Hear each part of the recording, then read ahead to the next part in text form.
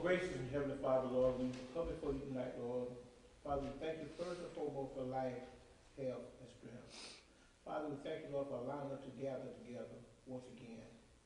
Father, we never know when you will come and receive us, Lord, but at this time we also like to ask you to give us strength to all the bereaved families. Just and Lord, when they are weak. Father, we partake in this meeting, Lord. Let us continue, Lord, to work hand in hand. Let us look forward with a vision to make Marlboro County a better place to live, work, and play. Father, these are all the blessings in your Son, Jesus' name. Amen. Amen.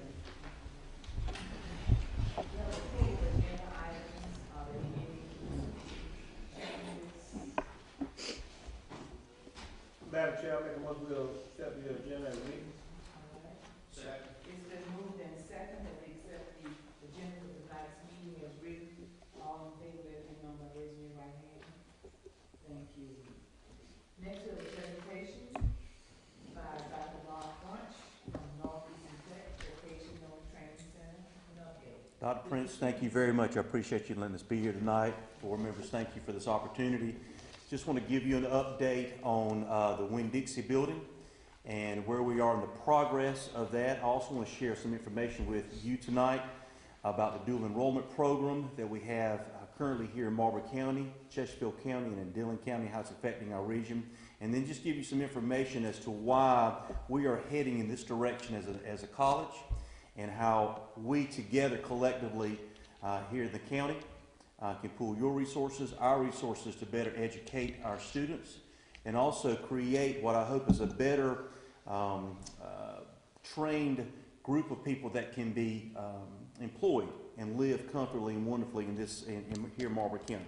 So at this time, I just want to run through this with you. So again, thank you very much for allowing me to be here with you tonight. First, I want to share with you the RUS grant that we currently received. It was a $500,000 grant that was received through the USDA for our school. It was a nationwide grant that we went after. And because of what our needs and the way we're working things, we actually didn't get $500,000, we got $915,000. And one of the exciting things about this is there was only $25 million in the grant. Northeastern got one out of every $25 nationally at our institution. What it will allow us to do is first in the health allied area is where we have high schools, hospitals, and areas that do training. We're able to put distance learning equipment into those schools, and classes that are taught on our campus by our instructors can be sent into the high schools, and those students can receive college level credits as dual enrollment for their work toward getting their LPN or their RN degrees. Now we tagged onto that with the $415,000, and we're going to take the rest of that money and in the 14 high schools that we're working with from Pageland to Lakeview and all points in between, every high school will receive distance learning equipment, which means most of the classes we currently teach on our main campus can be sent to the high schools. The students can take class while they're in their high school, take college classes while they're there. That's very exciting. One of the biggest issues we have with many of our students and even with our workforce is transportation. This eliminates that problem. So very excited about that. This was our first huge step as an institution to change the direction of what we're trying to do and take our educational programs into every area of our service area. So very excited about that. The dual enrollment FTE, I want to share that with you. We are currently working in all of our high schools providing dual enrollment. And one of the questions that keeps coming up is, what does that do to our FTE count? That means the monies that our schools receive for those students. If they take classes on your campus, Dr. Bunch, do we get money as for that student? If they're taking classes while they're at the high school, what does that mean? Well, that simply means any student at any high school, that's including Marlboro County High School, they're full-time high school students, whether they're on the main campus, part-time, full-time, or they're on our campus, part-time or full-time. They're still considered full-time high school students, which means the school districts receive all of their monies. NETC does not receive any of those state funds that are designated for those school districts. And I share that with people that I go to everywhere I go because that's a common question. Dr. Bunch, you're taking our students away. No, what we're doing is providing you an opportunity for full compensation for the students. Plus, and this is the interesting thing, the state of South Carolina provides $250 to $300 per student, and that's depending on the area, When a student takes a college class, the district actually gets another $250 to $300 per student that takes a class with us. So not only is the school district keeping all of their FTE money, they're actually using that money, they get more money, and they can use that money any way that they choose to. So our goal is to provide quality education for students, provide college education for students, and then that money goes to the district, and they choose to use it however they choose for their district. Dual enrollment update, very exciting news. We currently have across our service area in the 3 counties 311 students in dual enrollment. Well, we've tripled that number in 6 months. This time last year there was 104 students in all the service areas. We currently have 311 students. Just some facts about our area. We have high numbers of students, upwards to close to 90% of our students in our service areas as a whole with little to no college background. We're starting students now as early as the 9th grade taking classes. That's a significant change for students because they learn what a FAFSA form is. They learn what an advisor is. They learn what it means to enroll in classes, to go to a registrar's office. Many of our students come from homes where that kind of opportunities have not been provided. We are providing that across all of our service areas, and we've tripled the number of students starting their college careers in just 6 months. We're very excited about that in all of our areas. And just to give you an update, I want you to look at this. Marlboro County, please be proud of this. Marlboro County High School has more students in the dual enrollment than any other high school in our service area. That's a big applause. I just want to stop for just a second. That's huge. Marlboro County is now taking the lead in educating students in the PD region. Because of what Marlboro County is doing, we're able to do more things in Chesterfield County and in Dillon counties as well. So we're very excited about the number, and so thankful that Marlboro County is working so wonderfully with us. Accelerated Dual Credit Program. This is my first time sharing this information with the government body, so you are the first ones to hear this, okay? This is a brand new program that we've not rolled out yet to any of the school districts yet formally. There's been some informal talk, but this is what we're going to be rolling out to our schools. We're going to be allowing, again, 9th grade students to take classes, but offering more classes for students. Rather than taking one at a time, students can take up to 2 at a time. We're stating that in the 9th, 10th, and 11th grade, you'll take 4 classes if you choose to. That's 12 hours a year. That's significant, okay? Your senior year, the way we've got it planned out, the students will be taking 26 hours their final year. That means as a senior, you really wouldn't even be on your high school campus. You would come to the Marlboro County campus if you're in this area, the Dillon campus, Sherrall, Pageland's got a campus as well, and take your classes. That's very exciting because when you do this, these students can leave with an associate degree at little to no cost to these students. Folks, that's a game changer. For economic development, when we go out and we talk to industries and we talk about bringing your industry, we now are creating an opportunity for students to have a training opportunity to leave with an associate degree. That also means welding, CNC, machine tooling, cosmetology, culinary arts, nursing, as well as getting your first 2 years out of the way before you head off to a Francis Marion, to a Clemson, to a Furman, to a PC, wherever it is you want to go with your career. Years 1 and 2 can be taken care of if you choose to. Students in this county have access to Pell money.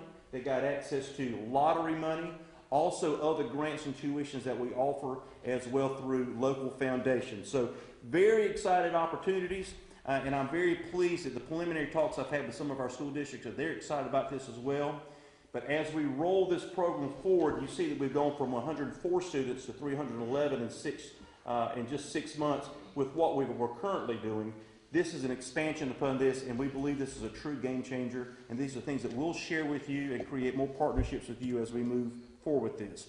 A future partnership that we're trying to work through all of our schools is CATE classes. That would be your machine tool, your welding, CNC, and all those other classes that I spoke about, automotive and those classes that we have. We're looking to open those opportunities up as well. That's a whole nother time that I'll come back, Mr. Muddleman, if I get an opportunity to share with you how that works. But basically, during the second semester of a 10th grade year, a student can start beginning to talk about with their families and with their guidance counselors, what is it I want to do for a living? Do I want to be a 3 and 4 year student at a 4 university, or do I want to go to work with one of these other degrees that you can help us with. And to do that, we have to expand our opportunities with CATE.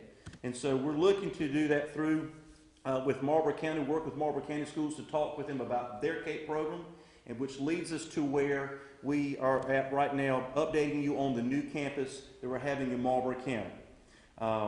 We're very excited about what's going on there. That gives you a picture of what the lobby is going to look like. If you remember when Winn-Dixie was open back in the 90s, right where the cash registers are, that's where you'll be standing at about that point. That's where that's going to be. Now we're moving in there, and I'm going to share with you some numbers that we're going to be spending, some money that we'll be spending. But this is an opportunity also for Marlboro County Schools, and we're offering them to bring their vocational schools into our school. And when they take those classes with us, every one of those classes become college credentialed classes, and they're working at their high school with their Englishes, their math, their sciences, their histories, and those kinds of things. And then students would come to our school taking 2 classes and moving toward the degrees of welding, CNC, nursing. We even had a really good conversation with a paramedic company that wants to move into that building and create an opportunity where the students, while they're in high school, can get paramedic degrees. And when they're finished high school, they instantly are able to start getting jobs in the medical fields as well. It's certainly very important for us with the limited medical opportunities we have here. We can actually train students while they're in high school to have those opportunities if they want to do that. We're currently at phase 1. Phase 1 has been approved, and we'll be moving forward very soon with 15,000 square feet. If you see the blue, I'll push the button here. The blue area there, that's the lobby you just saw. If you remember the building on the left side, the beverage side, the dairy side, that's the area of the building we'll be working. We're adding 4 classrooms there. The blue area, the very top left area, that would be in the grocery store where they used to keep the boxes at the back. Okay, the storage area, that's going to be our welding, machine tool, CNC area. In front of that, the little gray area will be the distance learning classes. Students that are with us in that building, or even adults, as I said, that are in there, can go into that building. Any class that's taught on the main campus in Sherall will be sent to those classes right there. It could be 1 student, it could be 25 students taking classes in that building. Very excited about this phase, and this has been approved, and we're moving forward with that area. Phase 2 is the next step area that we're going to. If you look at this, this would be should Marlboro County Schools decide to move into our area, into the building there. You've got cosmetology to the blue area there, in the middle back area there. Culinary arts is to the right. That's where they used to have the kitchen area where you could go in and buy lunches and suppers and things. That would be where the culinary arts area is. Coming down is where you have automotive. And then the blue area toward the front right area there where the 2 classes are, that would be where the nursing program is. Currently, Marlboro County has all of the classes and the teachers that are credentialed to teach those classes. So we are suggesting and offering an opportunity for them to move into this building with their teachers that are credentialed and teach classes where students would come in and take their classes taught by their teachers and get college level credit for that. So you get a high school credit and a college credit for that as well. Some campus updates. The bid that we thought was going to be there was $1.1 million. The lowest bid was $1.56 million. The NETC Area Commission, that's our Board of Trustees, transferred $461,000 so that we could proceed with this budget. We received state tech approval on 228. The Joint Band Review Committee will see that. That's the JBRC. 3-1, the CHE, that's Commission on Higher Ed, they'll take that up. And then 3-8, that's March 8th, then the State Fiscal Accountability Authority will take care of that.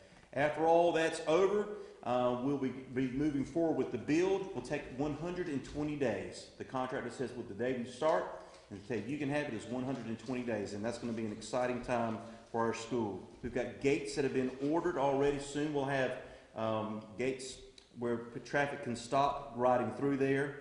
We're receiving quotes on other sign work. You may have noticed if you ride by, we've limbed the trees, cleaned it up. We're getting to clean that parking lot, the ditch bank up as well. Another sign will go on the Oakwood Drive side. We've already got one on the Highway 938 side. The other side will get a sign as well. Equipment's been purchased. A lot of the monies that you have donated to our schools, we've moved forward with equipment already, and we'll begin moving equipment into there very, very soon. Now, the last part that I'm going to share with you, these are just some interesting things that I found that I wrote down when I met with the Secretary of Commerce. If you've ever met him, I'm sure some of you had. He's a very interesting person, a very direct person, and he speaks very strongly about the direction of South Carolina and the economic change that is happening with us. If you remember 30 years ago, South Carolina was known as a 3T state. We did three things really well: tobacco, textile, and tourism. Well, the first two are gone. We still do tourism. And things have changed here in South Carolina. As of today in South Carolina, these are very interesting facts to me. 7% of all industry employees work for a foreign-owned company now. It's the highest percentage in America. It's right here in South Carolina. 12,000 high school students are currently dual enrolled. That number is going to grow rapidly. Marlboro County, Dillon County, Chesterfield County is moving toward being a part of that more and more. And I'm very excited about the progress that we're making. The automotive industry. BMW makes 1,200 cars a day. 30 years ago, not the first car was made here. All of the folks that are trained in that area that work, they come out of tech schools. Tech schools had a big part of this. And we're very excited as a system to have a part in that. South Carolina now produces jetliners. Can you imagine? Jetliners coming out of South Carolina. The technical industry is the largest tire producer in the United States is South Carolina. And manufacturing is the fastest growing manufacturing base in the United States. That's South Carolina. That's why the technical system, Northeastern, is partnering with Marlboro County, Dillon County, and Chesterfield County to change the way we're providing education to high school students, changing the way that we're training our population in all of our service areas so that we can meet the needs of the ever-changing face of industry and economic development. I know that y'all got a lot of things planned, a lot of exciting things happening with the port coming to Dillon, South Carolina, and how it happens with us and other industries that will be moving in our area. And Northeastern is working diligently to be a part of that. Some of the challenges that we have, just things that we want to make sure that we're doing, is an ever-growing interest with businesses and school communities, partnering with Northeastern Technical College, with school districts and economic development, pooling our resources to better prepare our communities for the changing face of the workforce. There's a definite need for skilled workforce. Everywhere that I go, when I meet with industries here locally in this county and other two counties, all they say is, Mark, we need more people who know what they're doing. And that's our job, is to train those people and work with you as a board here to have our population prepared. There's more need for a seamless transition from high school to higher ed to the workforce. So as you get out of high school and you move into higher ed, a seamless transition coming out of higher ed right into the workforce. Less and less time to get that transition ready. They need people ready day one to go to work. And one of the exciting things that we're planning to do in the Marlboro County campus over here is we're going to have large areas where industry brings their equipment into our building. So let's just take for an example, there's a conveyor system that's in a particular business.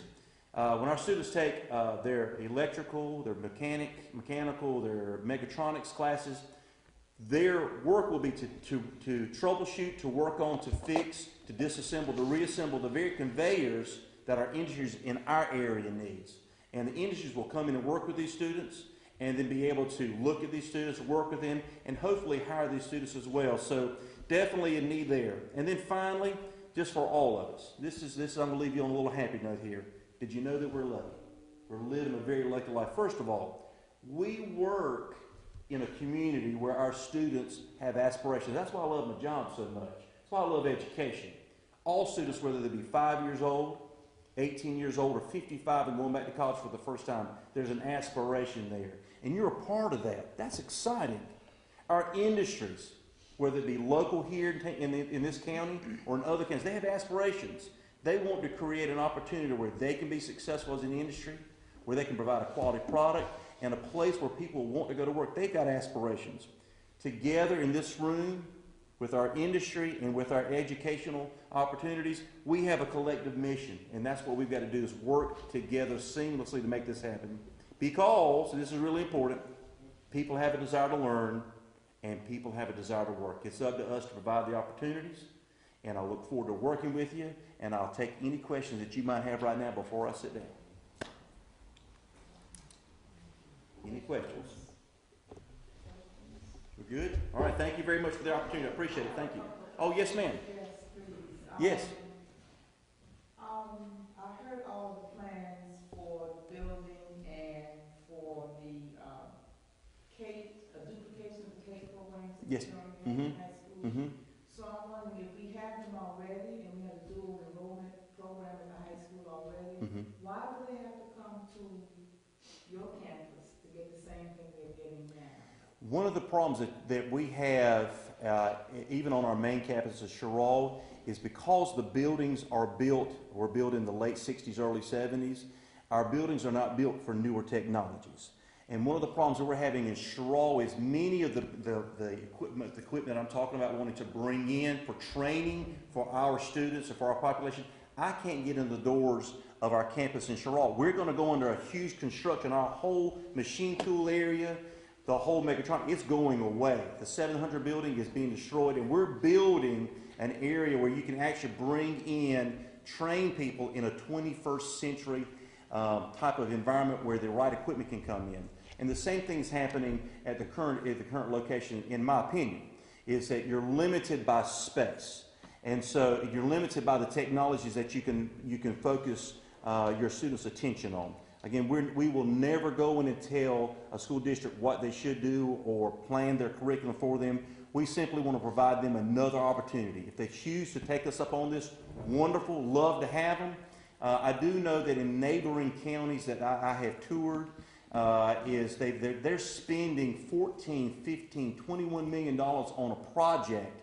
And this opportunity for Marlboro County Schools, on a mere fraction of that cost to come into that type of building, and with the partnerships we already have with our industries, they want to put their equipment into this building, bring their people over to help train the students because there's a desperate need for skilled workforce. And I believe it would be beneficial for students to work with the industry on their equipment in a 21st century educational facility.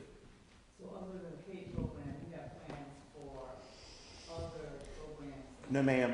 Those programs stay at the high school. The Englishes, the math, the sciences, all that stays on the main campus.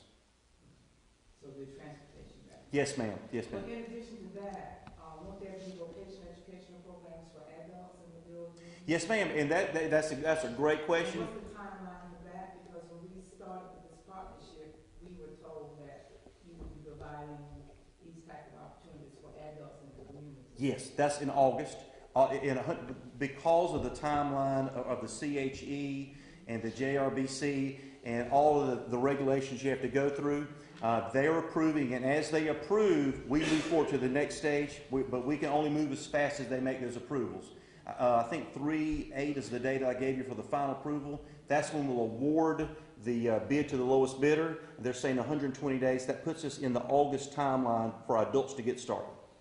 And the equipment's ready, the tools are ready, and like I said, the monies that y'all have donated to our schools already, we've purchased equipment. It's just a matter of the construction, and we're ready to get started, Dr. Prince.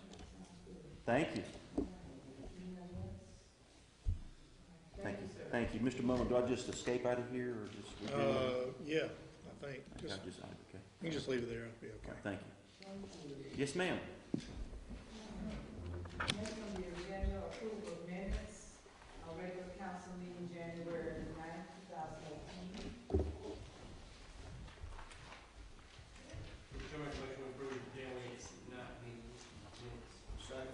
It's been moved and second that we approve the minutes for January 9th as written. All in favor, let it be known by,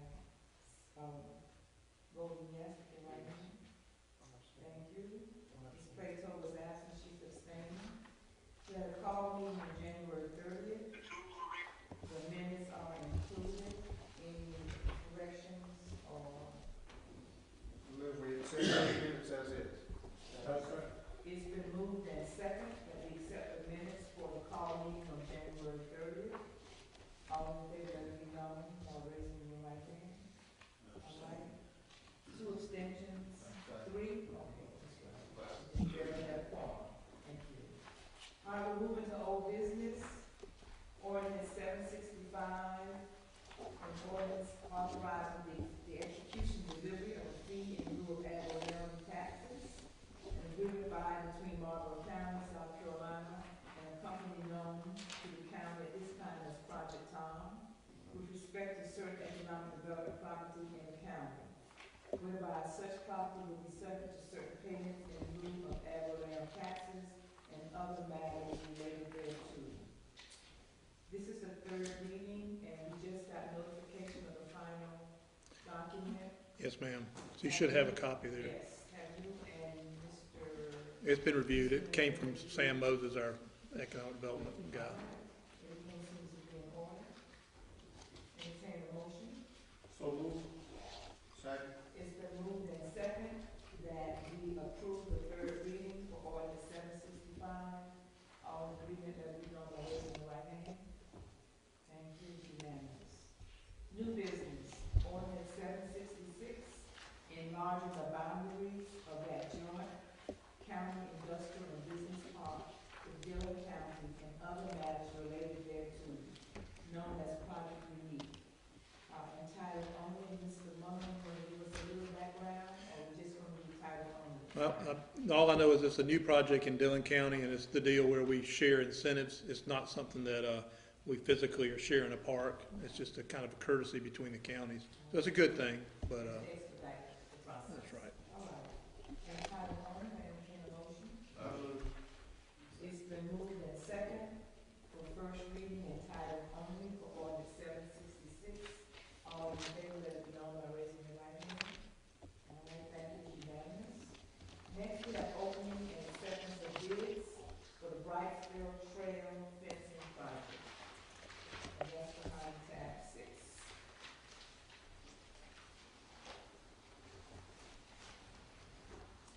There's a list of the vendors that submitted bids. The range is 13,000 up to 23,000, almost 24,000. It's a wide range in bids, in my estimation. Any recommendations, any comments from you, Mr. Mullin? Yes, ma'am. This is part of the Brightsville Walking Trail project we received a grant for last year. And it's one of the last parts of doing that. We did have, as you've noted, 7 bids. We are recommending the low bid. We've determined it to be a responsible bidder. So we would recommend that you approve that so we can move forward with this. Well, I mean, we gave specifications. We had pre-bid meetings. They came in. We took the bids and we examined them to make sure the company was reputable. And that's our recommendation. This is a wide, almost $10,000 business between the bids. So if you and your assistant are satisfied with that. Well, if you'll notice, the other higher bids are from farther out of town, and sometimes that requires more mobilization. So someone in Sherrall probably can come in at a lower bid.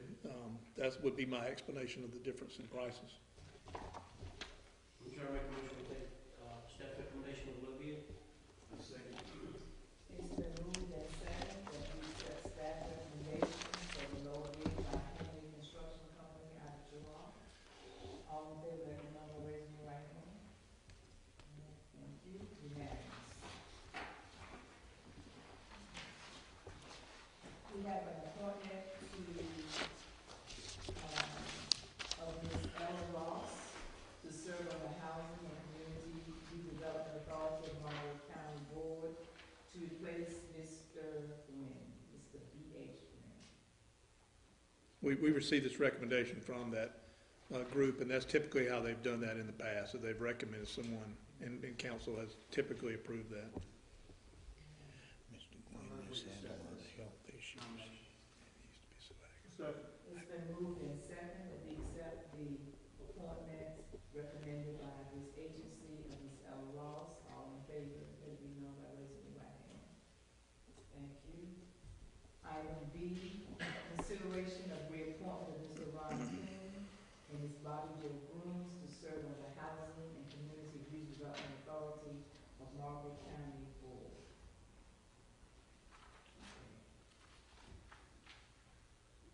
I make a motion that we accept the reappointment for Ron King and Ms. Bobby Jo Grooms.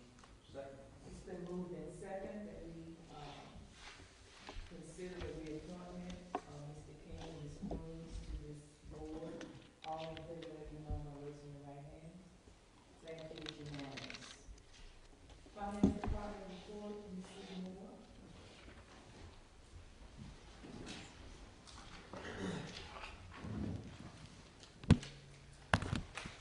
Madam Chair, members of council, for the month of January, expenditures were at 56% of the budgeted amount, which is slightly under budget for this point in the fiscal year.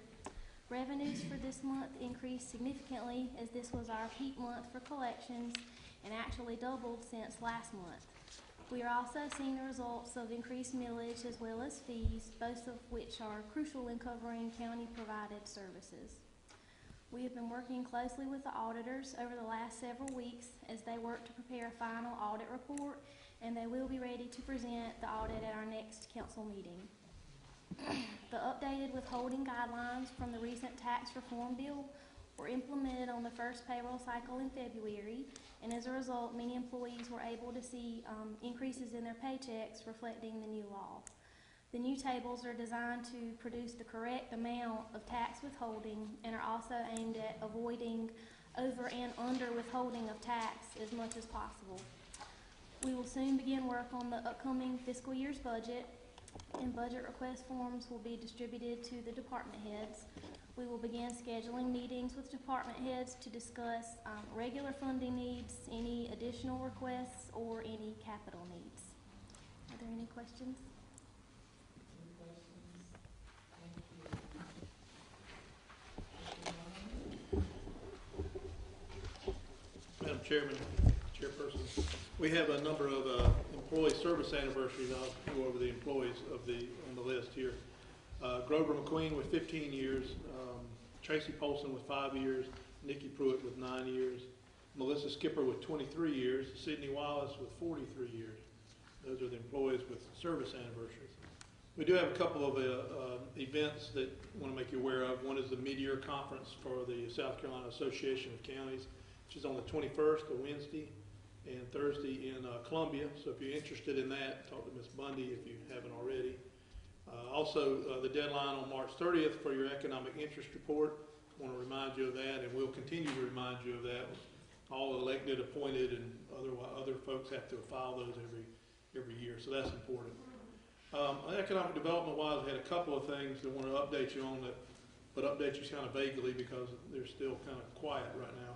One is Project Phoenix, which is the project you had a called meeting on, which we're really excited about. Hope to be able to make a public announcement about that soon. We've had late this afternoon word that some of the legal hurdles that we had have been cleared from the state agency that we talked about, and it really is exciting what may happen with this project. So we're excited about that and hope to be able to make it a public announcement very soon. Same thing with Project Tom, which you voted on tonight, third reading. We anticipate doing a news release on that in the next week. That involves the growth of an existing industry and additional capital investment by them. So that's exciting as well. It's always good to see.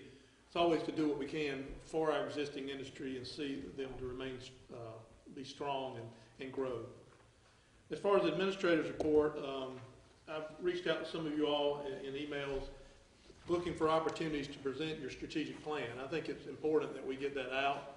I think it's a good plan, and I think it's that citizens need to understand how much work you all did in having a roadmap for the future. This Thursday, Mr. Woods, not next Thursday, Clio, we're going to present it at Clio Town Council meeting. It's the third Thursday. Mayor Kenney called me up, so right. I'll make sure you and I were on the wrong day. So we're looking forward to doing that, Councilman Woods and I, and kind of get the news out about what we have planned. Also, we won second place, which is better than third place, in the South Carolina County's Workers' Compensation Trust.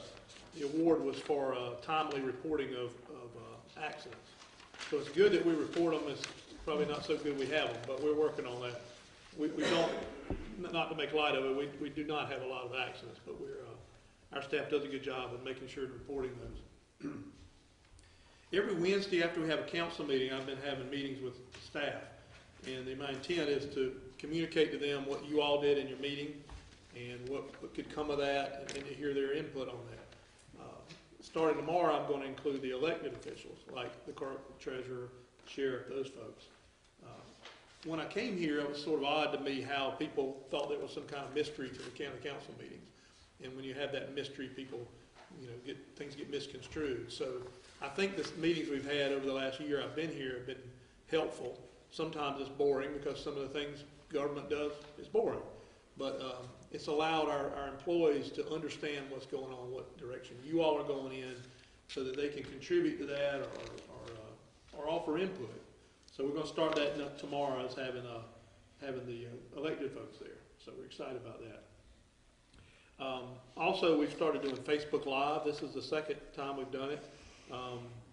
We've been filming the meetings for a long time now, for 4 or 5 or 6 years probably, and that goes up on YouTube, and they do a great job with that. But folks like the Facebook Live as well, and council, I believe I can speak for council and definitely for staff, that we feel like the action of council are public, and that the business of the people should be out in the open and not behind closed doors. So proud of the way our meetings are conducted, and the way that all different viewpoints are heard, and the civility of the people on this board. Everyone is able to disagree politely or in a civil manner. So we hope by adding that on Facebook Live, that gives people another way of seeing what's going on, and hopefully they can see for themselves, how this works and what council's doing.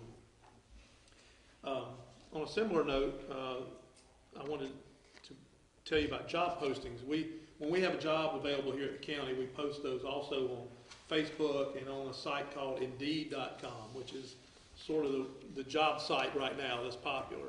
And we advertise it in the newspaper. So jobs that come available are put out there, we take applications, and we interview folks, and we make a choice. So those things are public. Right now we have an animal control officer position open, and in the next few days we'll have a work crew supervisor job open, which is funded by the solid waste fee now that revenue has come in. So just make sure anyone that's interested in a job to look at those, and we will look forward to seeing their application or their resume and picking the best candidate. Finally, at our last called meeting, you all appointed an EMS task force. And as we talked at that meeting, council feels it very important we stay ahead of the curve with EMS, because we don't have a hospital anymore. And we're beginning to see strains on that system because of the time it takes to take people to the hospital.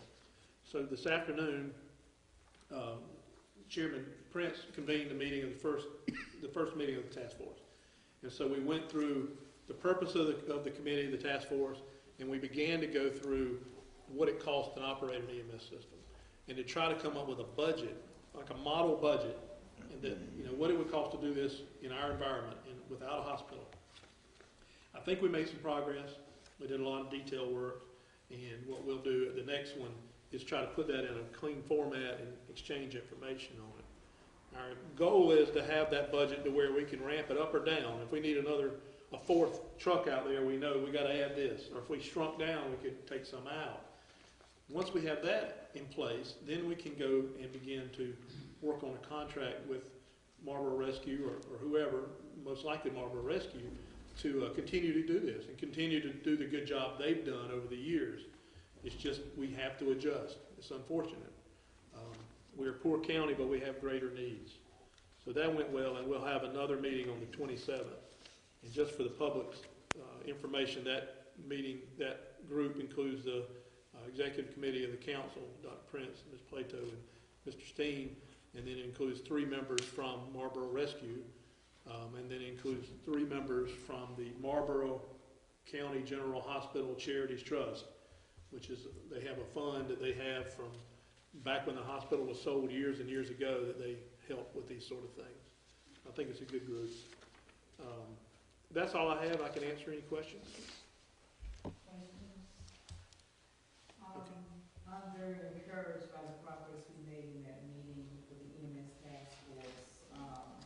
We have a legal and a moral obligation to provide medical services to our citizens. And the fact that we don't have a hospital, then transportation by the EMS team is vital. So I think that we will continue to work together. It was a very positive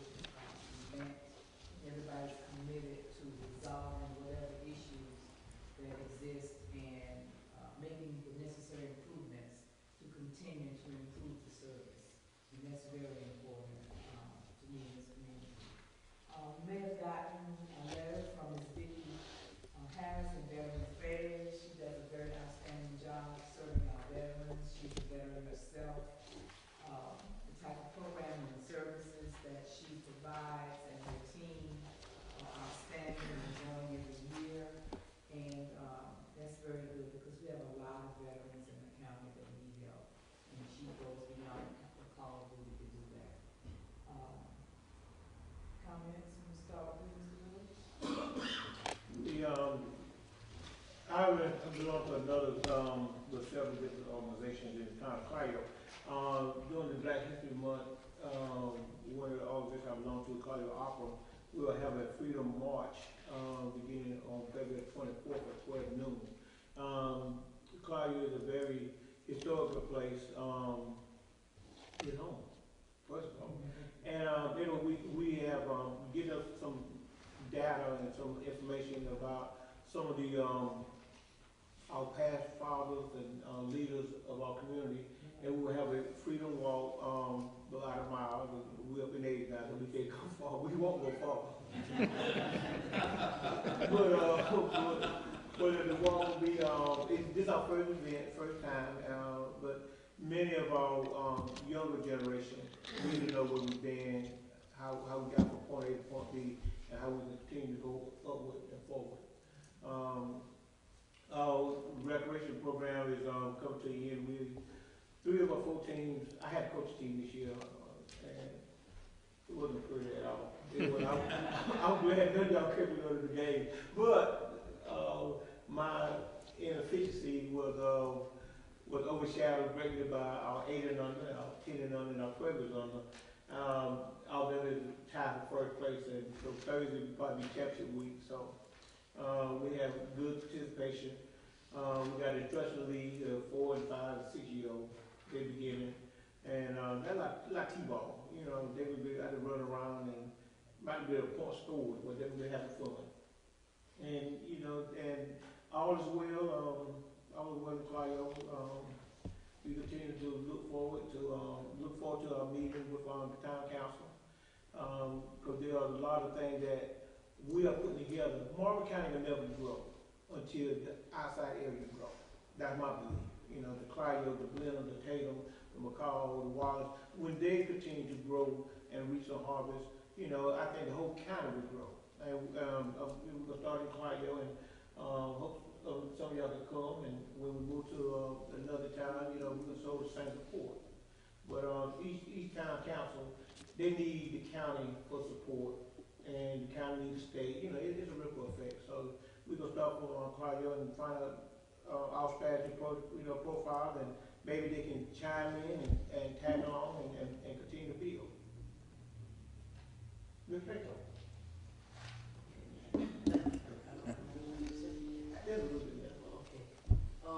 What I would like to say, I wasn't here at the last meeting, I was out sick, but I would like to say that this council, I believe in my heart, really is moving in the right direction for is improving Marlboro County and getting involved with things that we need to do here. And we have such a great leader as Mr. Munlin and Dr. Prince. And I think that mainly when you set yourself aside to grow here in Marlboro County, you have to get the people involved too. You got to get some opinions from them and get them involved in order to move forward. If you get the people involved and get them interested in what we're doing, then we can work together as a whole to move forward here in Marlboro County. And we can't do it alone. They need us and we need them. And that's the bottom line. So I think that we stick together and do the thing that we're doing now, and I think we're moving in a really positive way now, and I think we're going to continue to grow and all of us work together good. Sometimes we might not agree all the time, but sooner or later break down and come to a conclusion on what we need to do.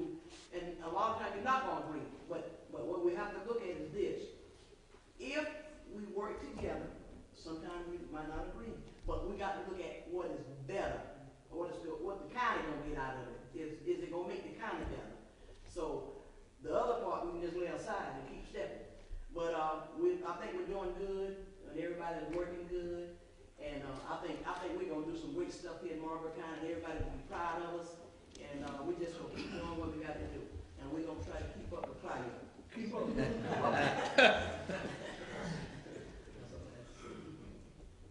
Well, I was excited tonight to hear Northeastern Technical College's investment in Marlboro County. Dr. Munch did an excellent job on that. This is vital to industrial development, economic development here in the county, and I'm looking very forward to seeing this get going. I don't want to take Dr. Munch too, that is a trait that's lost as a skilled person in our school system. Not everybody is equipped to go to a 4-year college to get an associate's degree or teach English or whatever. I mean, but skilled workers with your hands, electricians, auto mechanics, and things like that. That's what's gonna, as we say, rebuild what we have here. And so we're grateful for that, and we thank you. And so I'm excited for that also. Another thing is, is the litter control officer. As another problem we still have is our litter in our county. I was coming towards Bennettsville the other day, got behind a vehicle, and they literally threw out a Subway cup in somebody's yard. I was behind them, and just trashing it, so, we got the, tacked on and give it to the appropriate people, but literally just has no respect. Throw it in somebody's yard, not beside the road, but just throw it in somebody's yard. So hopefully whenever we can get that, can get that addressed, we know the size of our roads. Seen some stuff out of North Carolina, up close to the, state line off Nebo Church Road. Somebody just come into our county and just dump bukus of newspapers, and so once that scatters, it's going to go everywhere. So but they're coming out across state lines and doing it. So hopefully, whenever we get this litter control officer and some surveillance and things that they've got in plan, that we'll be able to catch some of them and continue to stop some of it. So we are on the work. We are working hard for it and to get it cleaned up. But it didn't get trashed overnight, but we're taking steps. And so if you see anybody, as Facebook people, if you see anybody, call 911, report it. So it's Ms. Wakeman said it does take everybody to get involved and stop this stuff. So you get involved and get behind them, we'll make sure it's our staff and our enforcement people will get it, because we do want, whenever there's industries to come in, economic prospects, that we can show we have a clean county. So we are going to work to continue to move forward. Yeah, I have a couple of concerns myself.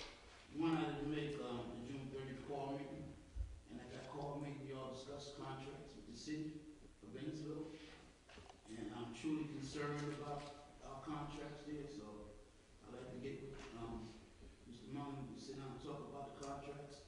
I'm looking at what's going on in the city of Bennettsville, and I'm terribly upset with things that's taking place there. It's just so many things. Light bill, people paying more for light bill right now than they're paying for rent and mortgage. And meanwhile, I'm looking at the fact that the money that the city's getting back, which I call a kickback, I brought this up last month, that $48,000 they get back every month. I've been to $750,000 over a 36-month period. But our people can't even pay a light bill. They pay the light bill, can't pay the rent.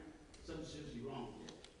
But when I look at all the changes that's being made there, you fire judges, you put another judge, some more judges in that's not qualified, and you put them there and say they're going to be there without even bringing it to the body. You did this the other night. Now we talk about our fire department, which is extremely important.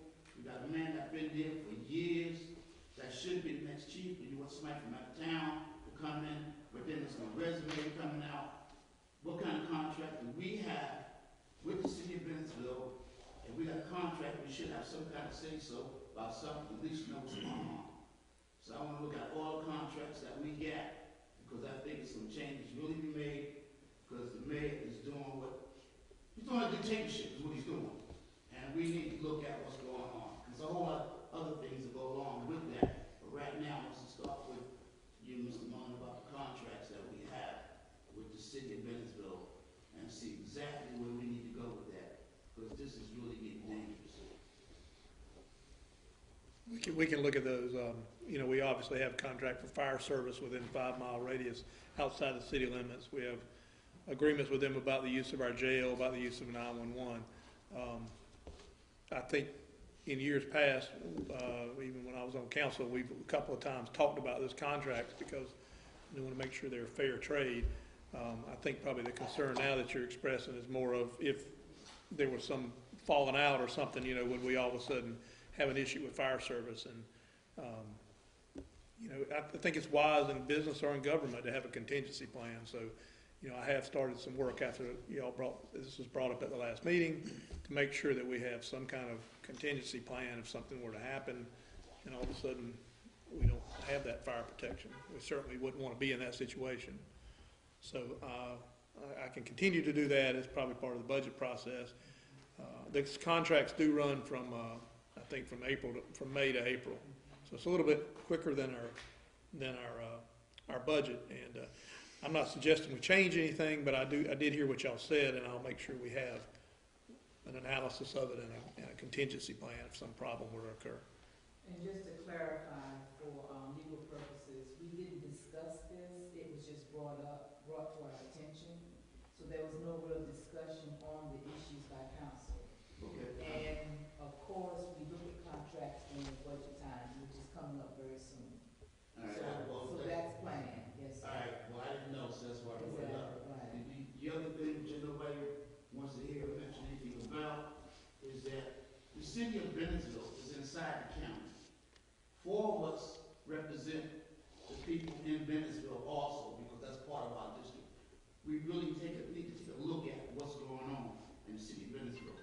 The other thing is that what I like to do is get with our attorney and talk with him about last year we did something about getting a letter drawn up about $350,000 that went to the Lake Commission, right? What they did across the lake, to use that money that was illegal to use to turn around and pave the lake, put a fence around the lake, to put steps up down there. Nothing have ever been shown where how this money was spent. You got $350,000 to spend, and last year we didn't have water in the lake for the kids to go swimming. No one ever came and said, this is what we use the money for. Now, my understanding is that you cannot use this money. If you misuse this money, then this money should be replaced back to the transportation committee that we can do something with our roads getting fixed. And these are things, these backdoor deals are being made in Marlboro County for a history of time, and nothing's being done, and nobody's saying anything about it. It's time for it to stop. I'd like for all that to come to light, and let's find out where the money's going and what's being done. And if we got to go to court, and I personally would be willing to take them to court to find out what you do with $350,000. And if we got to pay it back, let's make some arrangements to pay it back. And let's put it on our roads that people can go up and down our roads. That's what I feel. So right now, through next month, I would like to have something to bring back to the people who say, hey, okay, this is what's going on. Because enough's enough. These backdoor deals need to stop. I'm just glad to know that the tech's moving forward, we got that going, and a lot of good things starting to come together now, and a lot of times we do a lot. It won't seem like nothing's getting done, but here lately, things are starting to come together, and we got several projects now that look like they're actually coming together. You know, a lot of times with economic development, you hear this, you hear that, and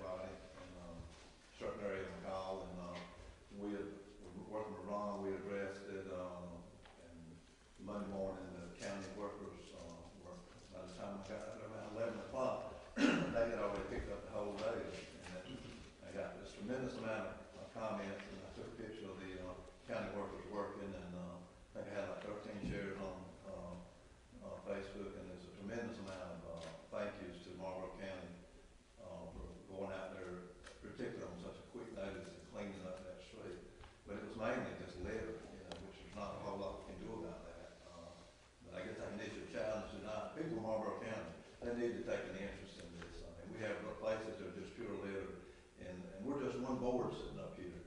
But every citizen in this county can take a vital interest in the county and try and keep your area,